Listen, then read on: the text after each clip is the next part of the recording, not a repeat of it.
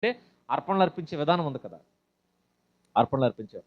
ఏంటి అర్పణ అంటే దహన బలికి పశువుని ఎలా వధించాలి, సమాధాన బలి ఎలా ఇవ్వాలి.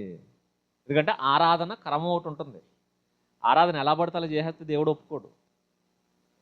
మనం ఏది పడితే అది చేసేస్తే ఒప్పుకోడు. దేవుడికి ఒక క్రమం ఉంటుంది, అది మనం ఫాలో అవ్వాలి. ఎట్టి పరిస్థితుల్లో ఏది మిస్ అయినా నా ఒప్పుకోడు.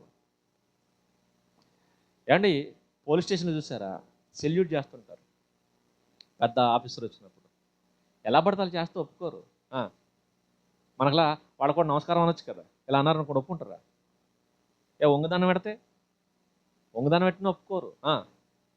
సెల్యూట్ చేసే విధానం మనం చూసారా, కాళ్ళు ఎలా ఉండాలి, చేతులు ఎలా ఉండాలి, హెడ్ ఎలా ఉండాలి, ప్రతిదీ కొలమానం ఉంటుందా? లేకపోతే దాంట్లో ఏది మిస్ అయినా ఏం చేస్తారు? అది నేరం. అది నేరం. మిలిటరీ అధికారులు చూడండి, వాళ్ళు సెల్యూట్ చేసేటప్పుడు వాళ్ళ వాకింగ్ స్టైల్ ఒకలా ఉంటుంది, వాళ్ళు గన్ పట్టుకునే విధానం ఒకలా ఉంటుంది. ప్రతిదీ ఒక గౌరవప్రదం. ఇదేంటంటే ఒక క్రమం.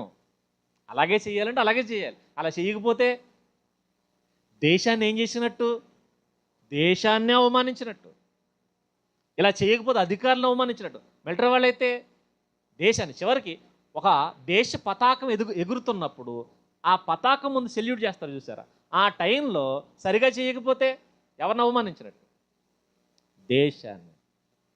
సెల్యూట్ చేశారు కదండి, చేశారు. కానీ చేస్తున్న వాళ్ళు ఎలా నడిచారు, వాళ్ళ స్టెప్స్ ఎలా ఉన్నాయి, వాళ్ళు నిలబడినటువంటి విధానం ఎలా ఉంది, వాళ్ళ స్టాండింగ్ ఎలా ఉంది, ప్రతిది ఉన్నాయంటే ఉంటాయి. అవన్నిటిని బట్టే కొలమానంగా తీసుకుంటారు. కొలమానం. దేవుడు కూడా చెప్పింది చెప్పినట్టు చెయ్యాలి. ఎలా పడితే అలా చేస్తే ఒప్పుకోడు. నేను ఒక రూల్ చెప్పాను, ఆ రూల్ నువ్వు ఖచ్చితంగా పాటించాలి.